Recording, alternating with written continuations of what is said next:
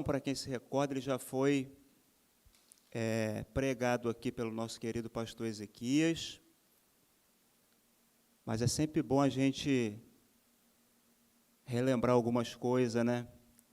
Alguém já disse que a repetição é a mãe do aprendizado, e a palavra de Deus ela se renova, a palavra de Deus é viva. Então tem alguns princípios aqui nesses salmos importantíssimos e pertinentes para a nossa vida, para a nossa família.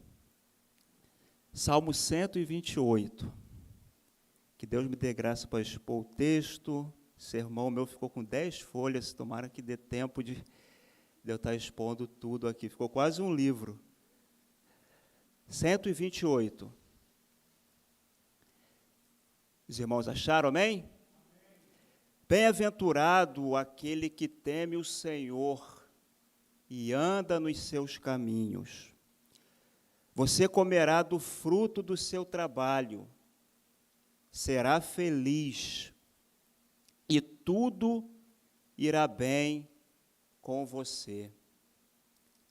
Sua esposa, no interior de sua casa, será como a videira frutífera. Seus filhos serão como rebentos da oliveira ao redor da sua mesa. Eis como será abençoado o homem que teme ao Senhor. Que o Senhor o abençoe desde Sião, para que você veja a prosperidade de Jerusalém durante os dias de sua vida, e veja os filhos dos seus filhos, paz sobre Israel.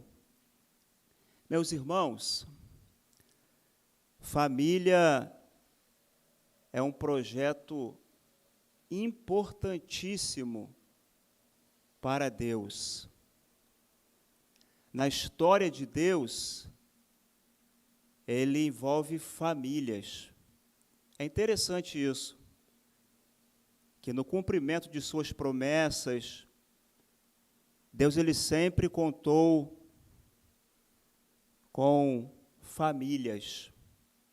Nós vemos isso logo no primeiro livro da Bíblia, naquela geração antediluviana, quando toda aquela geração havia se corrompido, e Deus achou graça em Noé.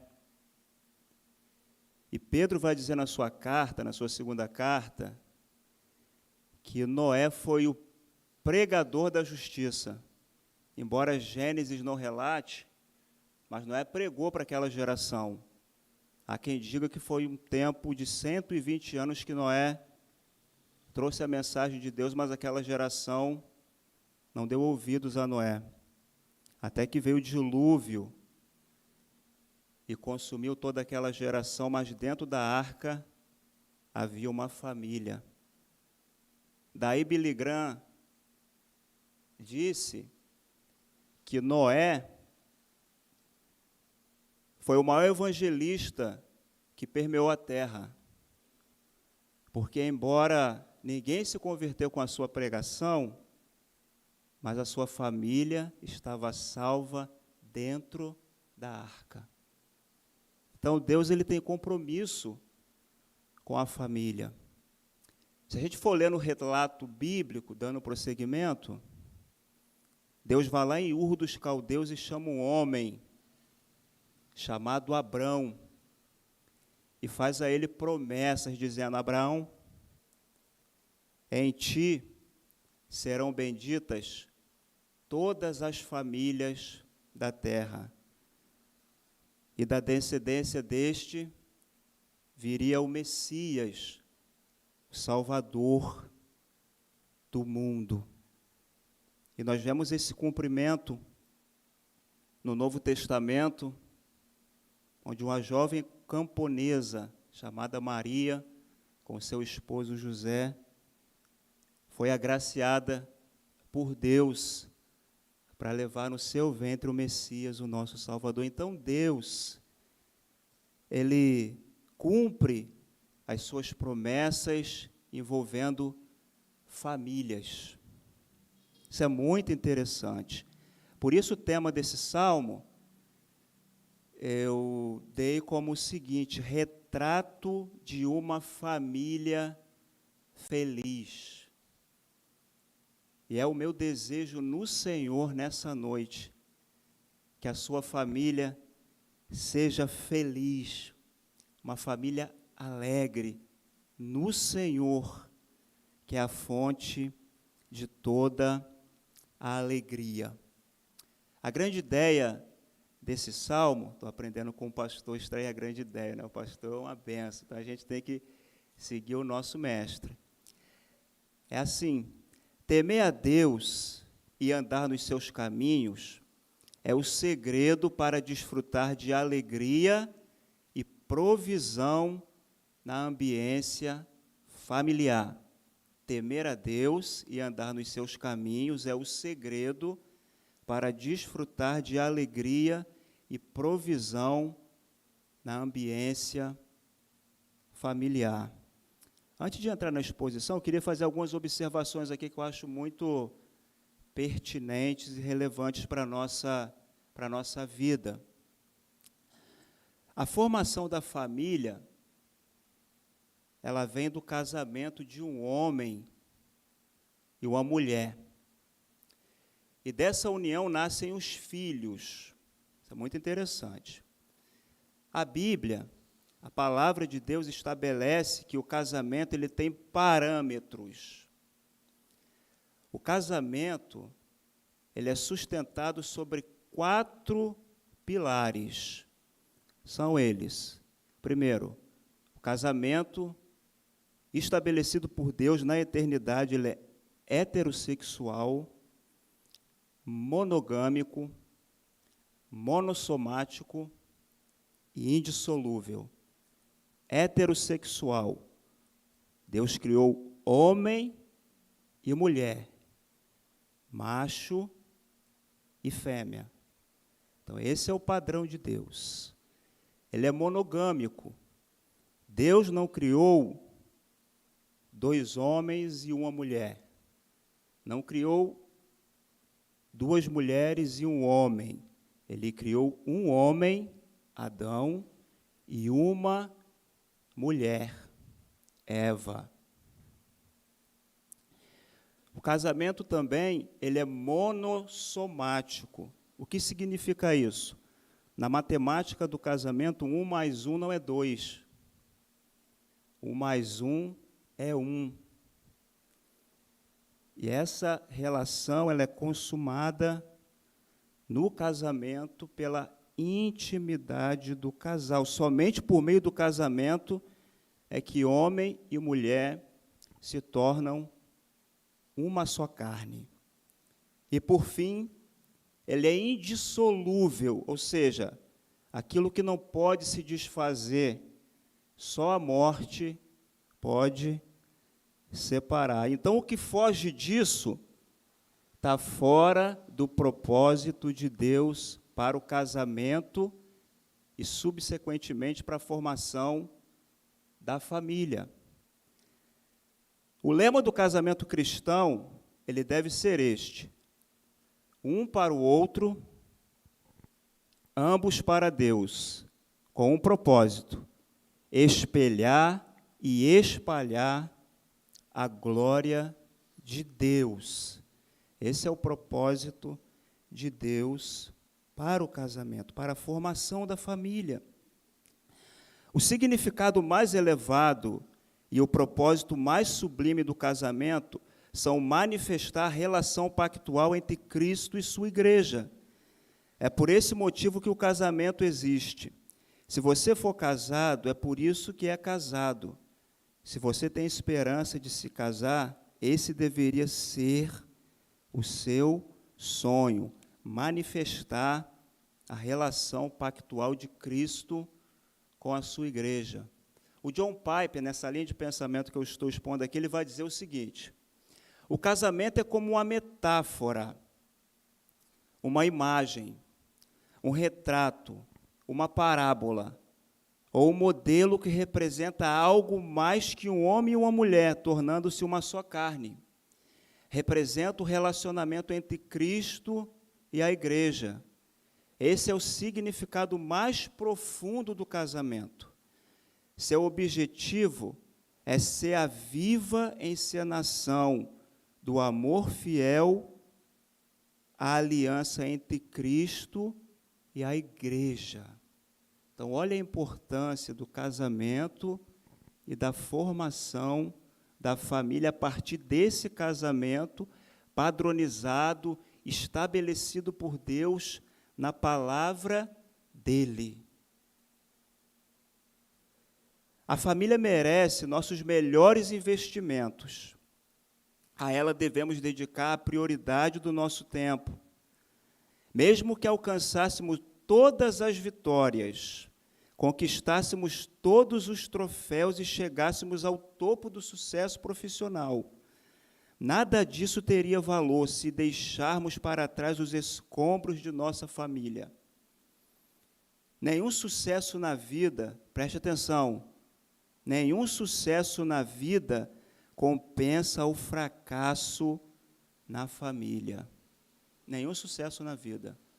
Um exemplo disso nas Escrituras é Davi, que foi um grande guerreiro, foi um grande rei, mas como pai ele teve as suas falhas. A família é um projeto de Deus, foi a primeira instituição divina, foi criada para a glória de Deus e também para a nossa felicidade. Então, família é algo que Deus ele preza, é algo que Deus ele valoriza. E nós também devemos valorizar a nossa família. Então, essa introdução, podemos encontrar aqui no Salmo 128, algumas figuras aqui representativas que apontam para a família criada por Deus, e que é o padrão que Ele estabeleceu na eternidade. Esse é o padrão de família que Deus aprova e reprova qualquer outro que foge desse padrão. Então, por inferência, aqui no Salmo 128, nós vemos aqui a figura do marido, no verso 1 e 2, no verso 3, a figura da esposa e também dos filhos, e no verso 6, a figura dos netos. Então, aqui, um retrato de uma família que tem a bênção de Deus, que tem a prosperidade do Senhor. Interessante que o primeiro verso, o salmista começa assim: bem-aventurado aquele que teme o Senhor e anda nos seus caminhos.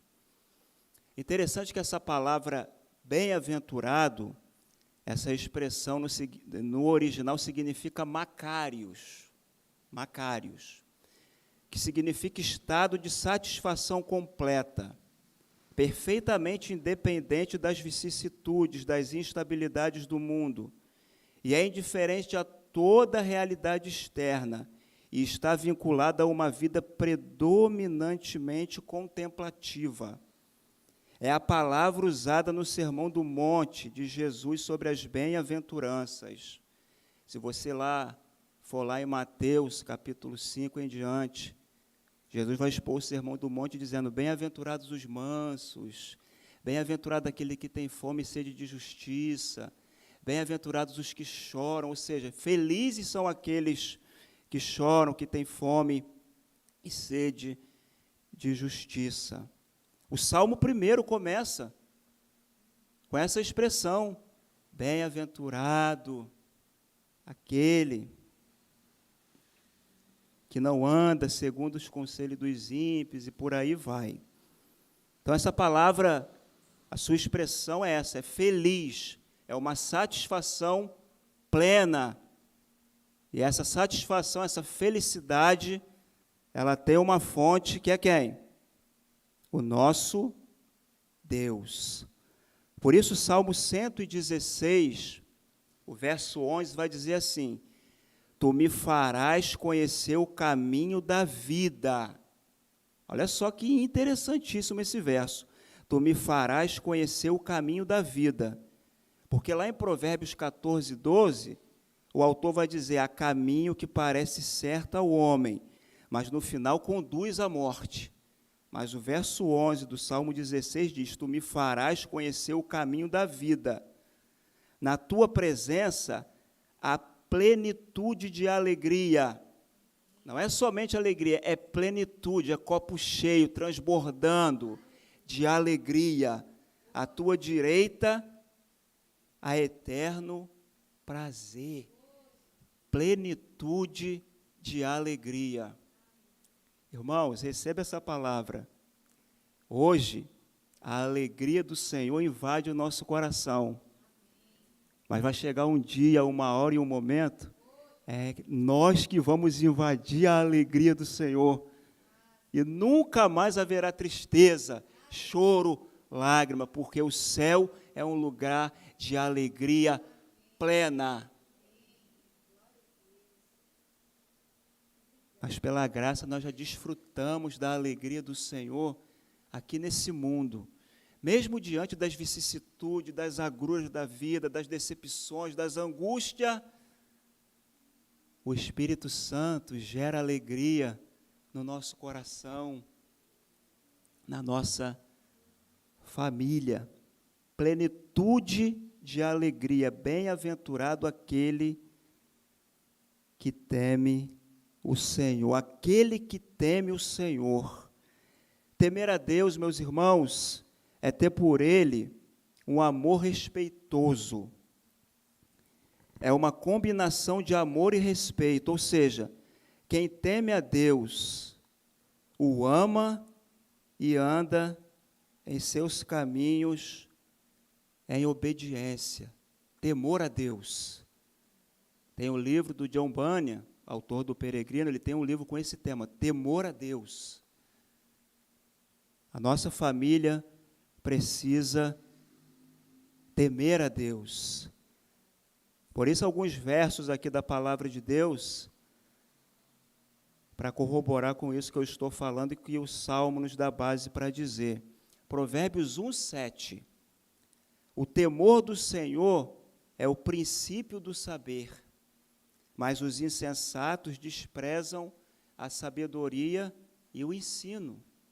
Temor do Senhor é o princípio da sabedoria. Ainda em Provérbios 19:23, o temor do Senhor conduz à vida. Aquele que o tem ficará satisfeito, e mal nenhum o visitará. Ainda em Provérbios 8:13, o temor do Senhor consiste em odiar o mal. Eu odeio a soberba, a arrogância, o mau caminho e a boca que fala coisas perversas. Deuteronômio 10, 12 e 13. E agora, Israel, o que é o que o Senhor requer de vocês? Não é que vocês temam o Senhor, seu Deus, andem em todos os seus caminhos, amem e sirvam o Senhor, seu Deus, de todo o coração e de toda a alma, para guardarem os mandamentos do Senhor e os seus estatutos que hoje lhes ordeno para o bem de vocês? Então, Deus requer de nós temor a Ele. Eclesiastes 12:13. De tudo o que se ouviu, a conclusão é esta: tema a Deus e guarde os seus mandamentos, porque isto é o dever de cada pessoa. Precisamos pedir a Deus: Senhor, põe o seu temor no meu coração. Põe o seu temor no coração dos meus familiares, da minha esposa, dos meus filhos. para que nunca nos apartemos do Senhor. Não é isso que diz Jeremias? Porei o meu temor no seu coração para que nunca se apartem de mim. O Hernandes Dias Lopes, ele vai dizer o seguinte: o temor a Deus é o maior freio moral que alguém pode ter na vida. Foi o temor a Deus que livrou José do adultério. Lembra lá de Gênesis, né? Que ele se recusou a se deitar com a mulher do seu senhor, porque ele temia a Deus, o seu Senhor. Bem-aventurado aquele que teme o Senhor e anda nos seus caminhos. Então, aquele que teme ao Senhor, a família que teme ao Senhor, automaticamente ela anda nos caminhos do Senhor, porque aqueles que não andam nos caminhos do Senhor não têm prazer em temer a Deus. Mas aqueles que andam nos caminhos do Senhor têm temor pelo Senhor. Andar nos seus caminhos é andar de acordo com a vontade revelada na palavra de Deus, que normatiza a nossa conduta de vida. Por isso, o Salmo 119 e o verso 105, ele vai dizer: lâmpada para os meus pés é a tua palavra e luz para o meu caminho. Andar no caminho do Senhor. Por isso, Gênesis 5:24 vai dizer o seguinte: Enoque andou com Deus e não foi mais visto, porque Deus o levou para junto de si. Andou com Deus em todo o período da sua vida, e é uma coisa bela, magnífica, você andar nos caminhos do Senhor, saber que tem um Deus que está do seu lado, que nunca vai te abandonar. Ele caminha com você. Por isso que tem um salmo que vai dizer: quando eu estiver com medo, eu hei de confiar em ti. Porque Deus é Pai e você é filho. Então é Ele que segura na sua mão. Não é nós que seguramos na mão dEle. Então é Ele que segura na sua mão para livrar você do tropeço, das quedas.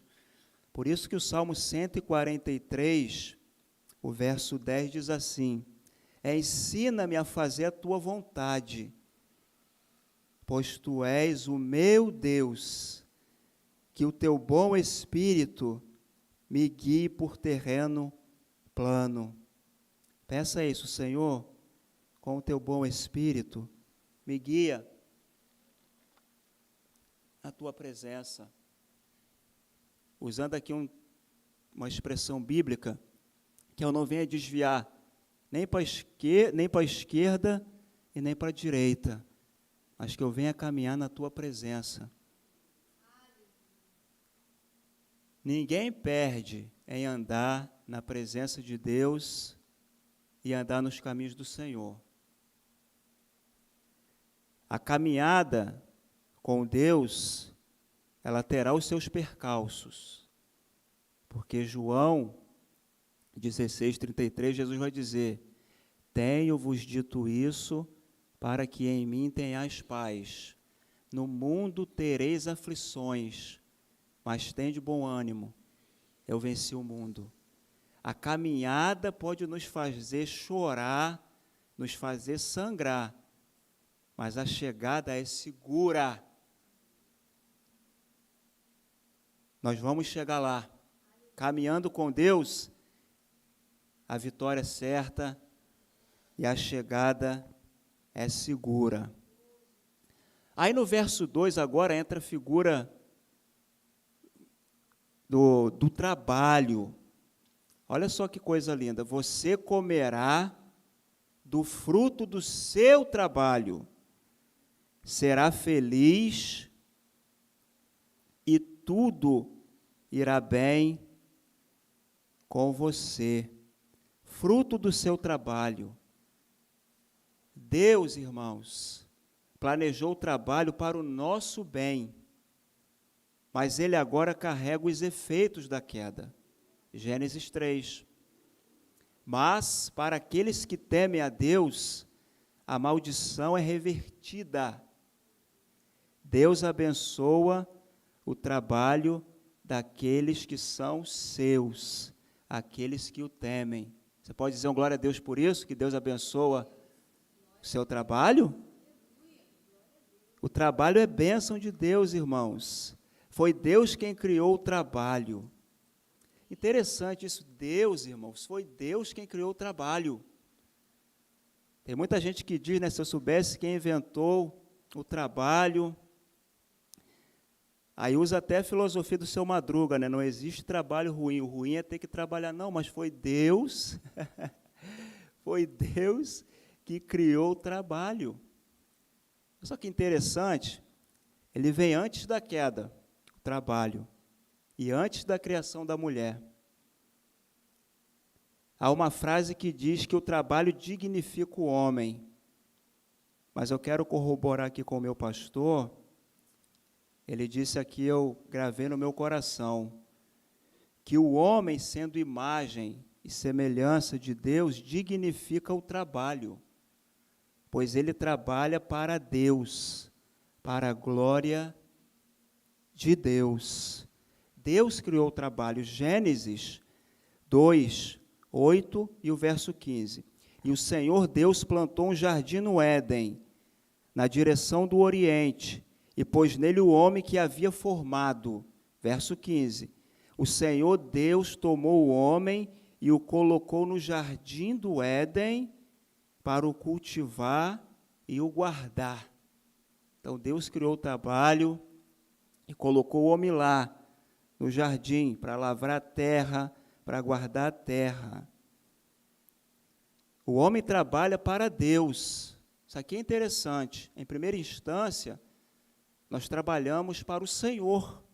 Colossenses 3, 22 ao 24, Paulo vai dizer assim: servos, obedeçam em tudo a seus senhores aqui na terra, não servindo apenas quando estão sendo vigiados, visando somente agradar pessoas, mas com sinceridade de coração, temendo o Senhor.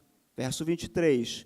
Tudo o que fizerem, façam de todo o coração como para o Senhor e não para as pessoas, sabendo que receberão do Senhor a recompensa da herança. É a Cristo Senhor que vocês estão servindo. Olha que coisa magnífica o apóstolo vai dizer na sua carta aos Colossenses. Entre os versos 22 ao 24, aparece a palavra Senhor 4 vezes. Então, quando nós trabalhamos, seja qual for a sua profissão, a sua vocação, a sua ocupação, faça como se fosse para o Senhor. Faça como se o seu patrão fosse Deus. Meus irmãos, eu costumo dizer que nessa questão de esfera de trabalho, o cristão era para ser o melhor funcionário por excelência. Se nós levássemos ao pé da letra isso aqui, se nós trabalhássemos com esmero, com diligência, com afinco, com dedicação, porque o livro de Provérbios, ele condena a preguiça. A palavra de Deus diz que preguiça é pecado. A ociosidade é pecado. Então, se todo cristão na empresa que ele trabalha, ou cargo que ele ocupa, enfim, ele fosse diligente no seu trabalho, seria um funcionário que todo patrão queria ter. Ele seria pontual. Ele faria o seu trabalho com excelência, como se fosse para o Senhor. Mas nem sempre é assim. Eu ouvi um testemunho do pastor Judy Clay. Ele disse que ele tinha um amigo cristão empresário, e ele ficou chocado com a declaração desse amigo dele, que era empresário cristão. Ele falou que não contratava crente para a empresa dele. Aí o Judy Clay quase que entrou em crise, mas falou, por quê? Ele falou, primeiro, são os que mais chegam atrasado, são os que mais, usando aqui uma expressão bem popular, dão um nó no trabalho, não querem trabalhar. E quando botou uma câmera no estabelecimento, adivinha quem é que furtava? Então, irmãos, a gente precisa entender que Deus criou o trabalho e nos chamou com a vocação para trabalhar. Então, faça como se fosse para Deus. O seu trabalho pode ser o mais humilde e simples que for, mas faça para Deus. Cumprindo aquilo que está lá em 1 Coríntios 10, 31. Assim, quer vocês comam, bebam ou façam qualquer outra coisa, façam tudo para a glória de Deus. E não há nada mais prazeroso você comer do fruto do seu trabalho. Você trabalha e leva o pão de cada dia para a sua casa, você come do fruto do seu trabalho. Isso é prazeroso, você comer do sustento que o Senhor lhe dá e depender totalmente de Deus, porque tem muita gente que acaba deixando o orgulho entrar e pensa que o seu trabalho, que a sua profissão é desenvolvida ou feita por conta da capacidade dele, por conta da qualificação dele. Isso conta, isso é muito bom. Mas nós trabalhamos porque quem nos abençoa é Deus. Há uma simbiose entre a responsabilidade do homem e da mulher trabalhar e de Deus, na sua providência, criar os meios para esse fim. Porque tem muita gente que pensa assim: as coisas que eu tenho, os bens que eu tenho, é porque eu trabalho, eu me esforço, eu acordo cedo, eu vou para a luta. Muito bem, mas se Deus não sustentar as batidas do seu coração, meu irmão, no outro dia não tem trabalho, não. Tem caixão e flores, usando aqui um português bem claro para nós entender. Então, dependa de Deus. Faça como os puritanos do século XVII, que diziam assim: nós lançamos as redes, fazemos a nossa parte, mas o que vem nelas foi o Senhor que colocou. Você trabalha, mas quem leva o sustento para a sua casa é Deus, é Deus. É Deus. Me vem aqui agora na mente aquele texto lá de Reis, que Elias estava lá e Deus falou: fica aí, que eu vou enviar os meus garçons aí para você, para alimentar você. E foram lá os corvos, né, de gravatinha borboleta, levando carne e pão para o profeta. Deus não deixa os seus passar fome. Tem um salmo que diz assim, um verso: os filhos dos leões passam fome, necessitam de alimento, mas aqueles que buscam ao Senhor, de nada tem falta. Irmãos, eu voltei de férias agora há pouco tempo, que eu estava de férias. Eu fiquei preocupado assim, as coisas para comprar tal. Para a glória de Deus, eu não vou precisar fazer compra nesse mês. Parece que eu olhando no armário, parece que as coisas, Débora, multiplicaram. Aquilo que é o básico para comer, eu não vou precisar fazer. Vai dar até o pagamento agora do mês que eu estou trabalhando. Então, quando você faz para Deus, quando você vive na dependência do Senhor, o comer, o beber e o vestir é garantido. É garantido.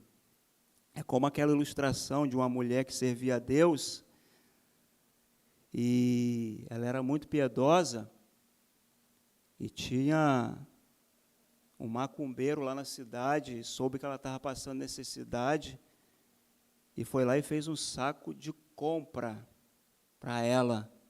E levou na casa dela, mas ele estava pensando assim, ela é temente a Deus, mas é o diabo que está levando essa compra para ela. Aí, quando levou lá na casa dela, ela pegou, ela agradeceu, aí o homem perguntou, você não vai perguntar quem te deu essa compra? Aí a mulher respondeu, meu filho, quando Deus quer abençoar um dos seus, até o diabo lhe obedece.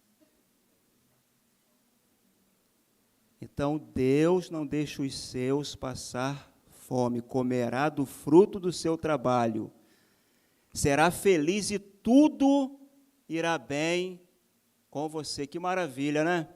Será feliz e tudo irá bem com você. Aqui é interessante que no contexto do Antigo Testamento, do Antigo Israel, a felicidade consistia em ter uma fazenda produtiva, uma esposa fiel e filhos reunidos ao redor da mesa. O Augusto Nicodemos, pregando nesse salmo, ele disse algo muito interessante, compartilhar com vocês. O quadro de felicidade que encontramos é o quadro da felicidade do Antigo Oriente, na época de Israel. A pessoa que era feliz no Antigo Oriente era uma pessoa que tinha uma propriedade, que plantava e colhia e se alimentava daquela fazenda. Essa pessoa tinha uma esposa, muitos filhos e vivia muito tempo. Via os netos, via os bisnetos, peregrinava para Jerusalém junto com o povo de Deus e lá oferecia os seus sacrifícios e via a prosperidade do povo de Deus. Esse era o ideal de felicidade no Israel do Antigo Oriente. E é assim que Deus retrata aqui aquele que será abençoado por ele.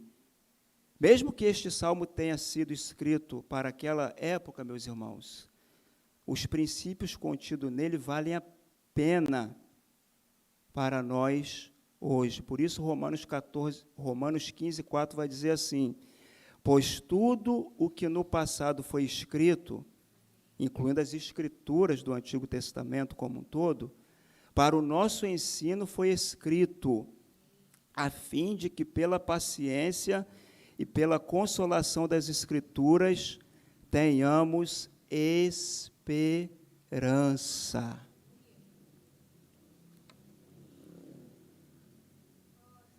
Será feliz e tudo irá bem com você. Então, olha que retrato maravilhoso. O marido, a esposa, os filhos, o trabalho, o sustento, a prosperidade, a bênção de Deus. Você tem ou não tem motivo para ser uma família feliz? O Senhor não tem deixado faltar nada para você. Eu não consigo entender, amados irmãos, algumas coisas que acontecem de pessoas que têm uma família bem estruturada, os filhos com saúde, marido empregado, enfim, e a família não bate, não casa, não querem caminhar para a igreja, não querem instruir os filhos no caminho do Senhor. Não dá para entender, amados. A bênção de Deus sobre a sua família é algo que você precisa valorizar. Você vai sair daqui, você tem uma casa para morar.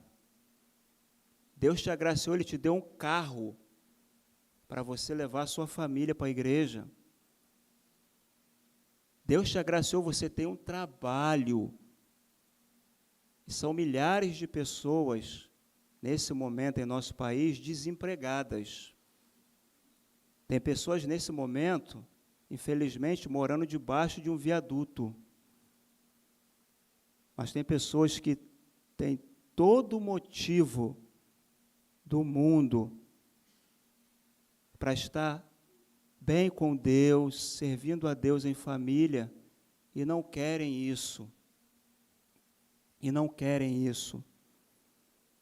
Daí me vem uma frase na mente que diz assim, uma família sem oração, e aqui eu posso parafrasear e incluir uma parte que eu penso, uma família sem oração e que não quer ter um compromisso de temer a Deus e andar nos seus caminhos, é como uma casa sem telhados, exposta a todo tipo de tempestade.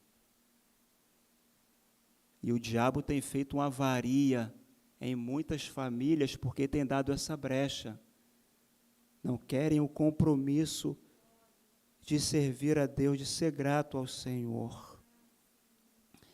E o salmista continua no verso 3, agora mostrando, nesse retrato de uma família feliz, a esposa e os filhos.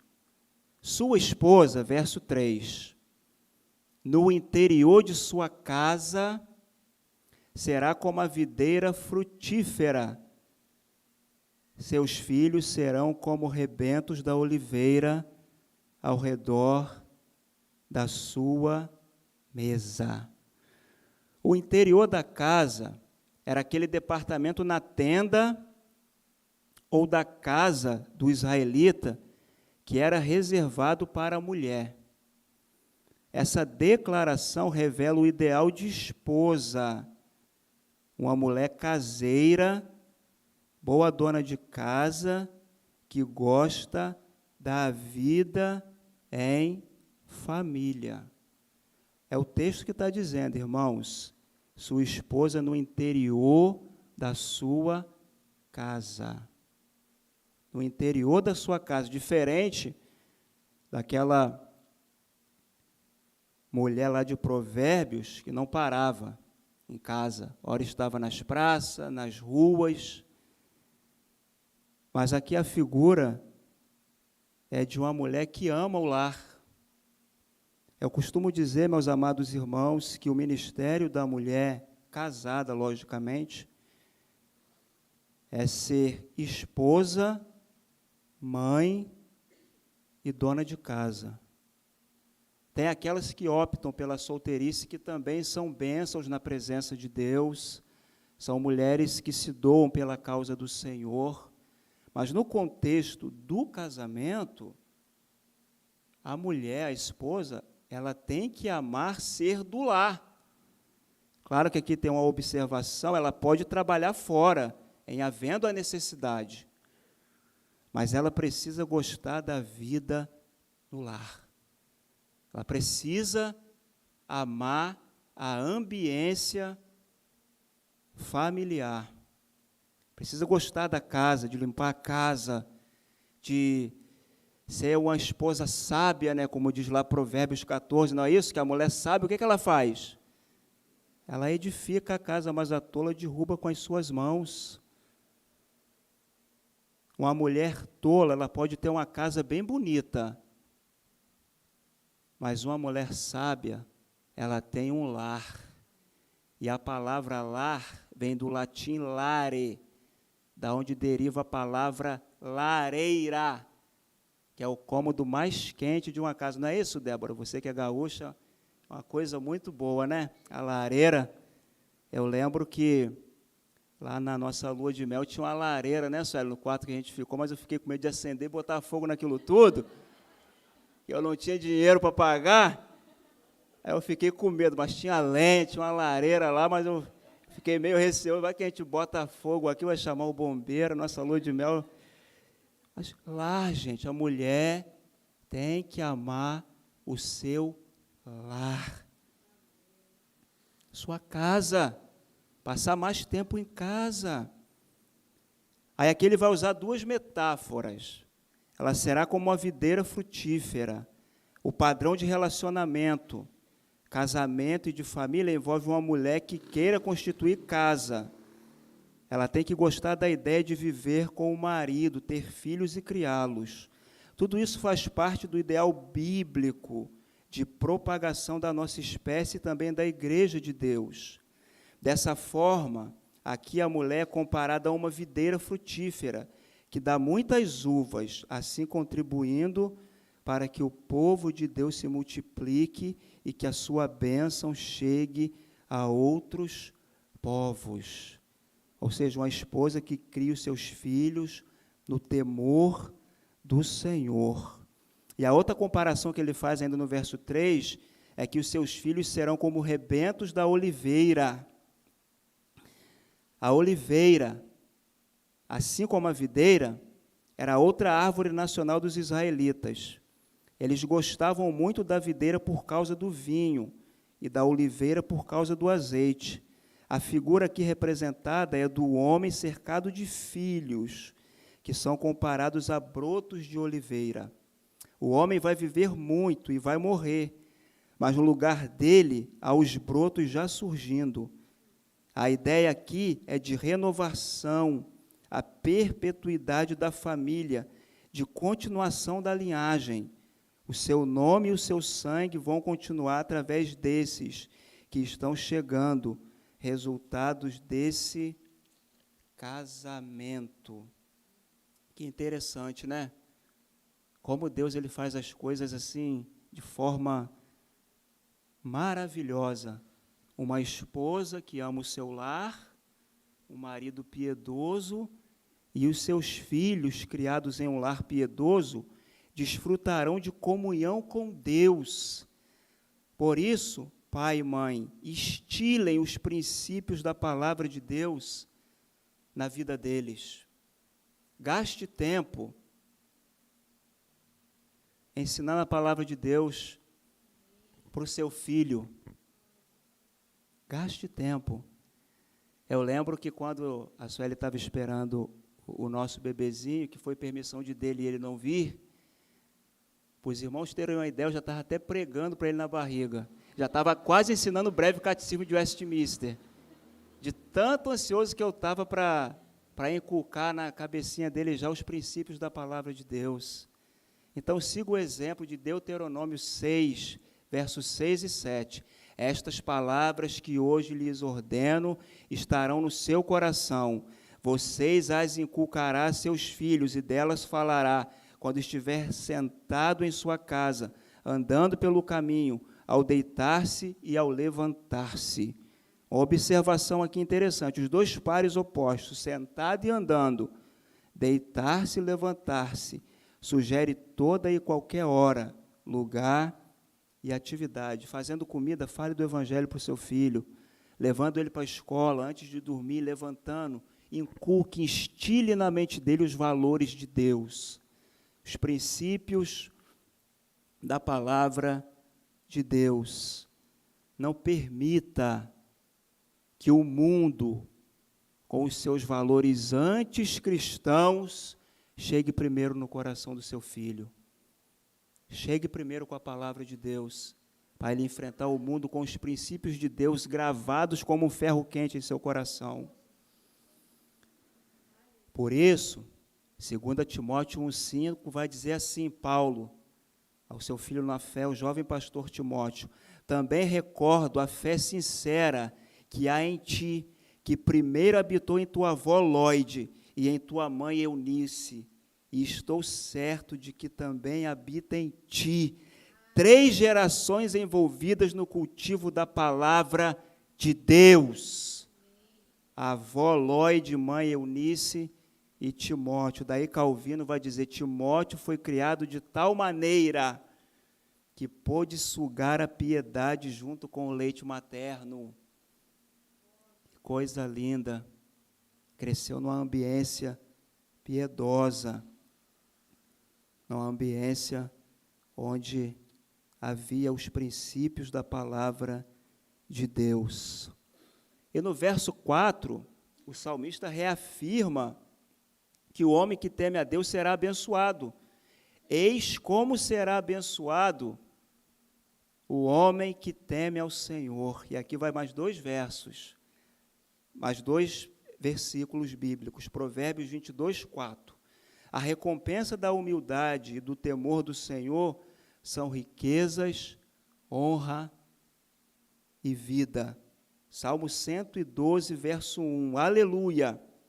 Bem-aventurado é aquele que teme o Senhor e tem grande prazer nos seus mandamentos. Então, bem-aventurado, feliz é aquele que teme ao Senhor e tem grande prazer nos seus mandamentos. E ele prossegue no verso 5 dizendo que o Senhor o abençoe desde Sião. É como se o salmista profetizasse para esse homem que está vivendo essa plenitude de felicidade com a sua família, que o Senhor o abençoe desde Sião. Sião é o nome do monte onde estava edificada a cidade de Jerusalém, em cujo centro estava o templo onde Deus habitava. Sião era a habitação de Deus. Quando o salmista diz, o Senhor te abençoe desde Sião, ele está dizendo que essas bênçãos vêm do Deus que mora em Jerusalém. Temos que ler esse salmo com a ótica do seu contexto original, dos seus ouvintes originais. Eles entendiam muito bem o que o salmista estava dizendo.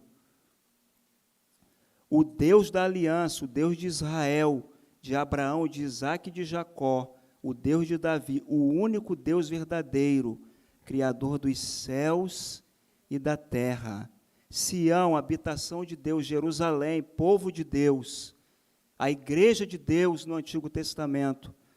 Mas Paulo, em Efésios 1:13, ele vai dizer assim: bendito seja o Deus e Pai de nosso Senhor Jesus Cristo, que nos abençoou com todas as bênçãos espirituais nas regiões celestiais em Cristo. Então, a nossa família é abençoada com toda sorte de bênçãos espirituais em Cristo, o Senhor. Para que você veja a prosperidade de Jerusalém, ou seja, vê a prosperidade do povo de Deus, da igreja do Senhor. O propósito de Deus é que famílias vivam em comunhão com Ele e participem do crescimento da igreja e sejam famílias luzeiros no mundo. Olha que interessante, o propósito de Deus para a nossa família é que sejamos uma família luzeiro para outras famílias. Que bênção, né? Que maravilha, sua família firmada em Deus, sendo bênção para outra família.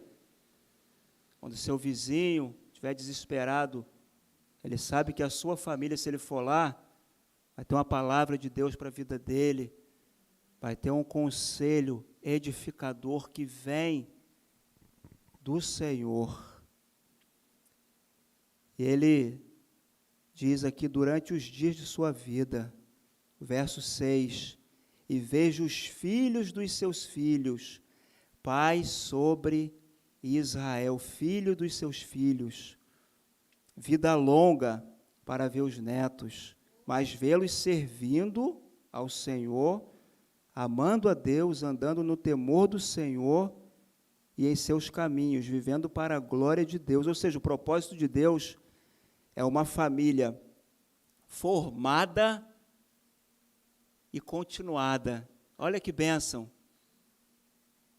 Deus, Ele te deu uma esposa, Deus, Ele te deu filhos, porque se você fizer uma leitura retrospectiva, o Salmo 127, que os teólogos chegam quase a um consenso, que é a continuação, o Salmo 128 também faz parte do Salmo 127, que no verso 3 diz assim, os filhos são herança do Senhor. Olha que coisa linda. O Senhor te deu uma esposa, te deu filhos, e alguns aqui já foram agraciados de pegar o netinho no colo. É bom ter netinho, né? Você mima ele, quando ele começa a chorar, você entrega para os pais. Agora você que tem... Olha que bênção, né, João? Que maravilha.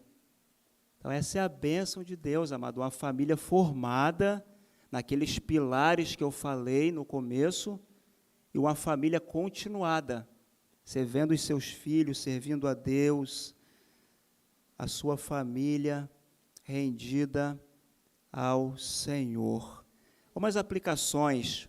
Primeira, temer a Deus e andar nos seus caminhos é o segredo para desfrutar das bênçãos de Deus na esfera familiar. Então, aqui está o princípio, temer a Deus e andar nos seus caminhos. Josué 24:15, mas Se vocês não quiserem servir o Senhor, escolham hoje a quem vão servir. Se os deuses a quem os pais de vocês serviram do outro lado do Eufrates, ou os deuses dos amorreus em cuja terra vocês estão morando. Eu e a minha casa serviremos ao Senhor. Vamos repetir essa parte juntos? Eu e a minha casa serviremos ao Senhor. Que bênção, que isso fique gravado em nosso coração. Uma segunda aqui, um pai de verdade não é o amigão do seu filho. Essa aplicação aqui eu extraí de um artigo. É alguém que ama sua própria esposa e trabalha para um casamento estável para seus filhos. Pai, você não é a estrela da casa. Você tem uma vocação sacrificial para que a vida floresça na sua casa. Ser pai é, antes de tudo, amar a mãe de seus filhos. Marido, ame sua esposa. Vai aqui um conselho para você que é casado e que é pai. O melhor presente que você pode dar a seu filho é amando a sua esposa, a mãe dele. Melhor presente. Faça isso, no temor de Deus. E por último, não há relação mais bela, mais amável e mais desejável, nem comunhão e companhia mais agradável do que a de marido, esposa e filhos numa esfera familiar feliz. Gente, o casamento tem as suas complicações porque são dois pecadores vivendo no mesmo teto. Mas quando você consegue viver os princípios que Deus estabeleceu para o casamento, viver um casamento saudável, aí já é o contrário, é um pedacinho do céu na terra, gente. É coisa muito maravilhosa. É muito bom viver essa alegria do Senhor no casamento. Então, viva uma vida feliz na ambiência da sua família, no temor de Deus. Marido, ame a sua esposa. Esposa, reverencie o seu marido. Filhos, obedeçam os seus pais, que é o primeiro mandamento com promessa, como diz o apóstolo Paulo, e que Deus nos abençoe.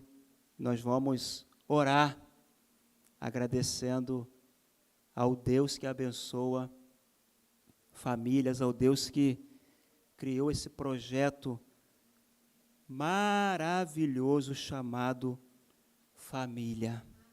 Vamos orar? Meu Deus, muito obrigado, Senhor, pela exposição desse Salmo 128. Aprendemos aqui, ó Pai, alguns princípios maravilhosos para aplicar na nossa família.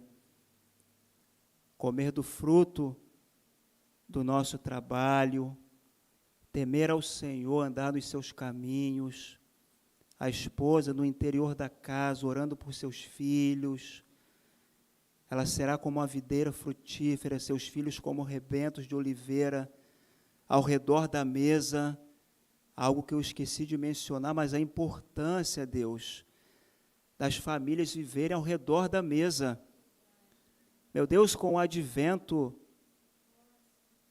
da internet, das mídias sociais, que isso é bom, mas parece que as famílias dentro de casa se distanciaram.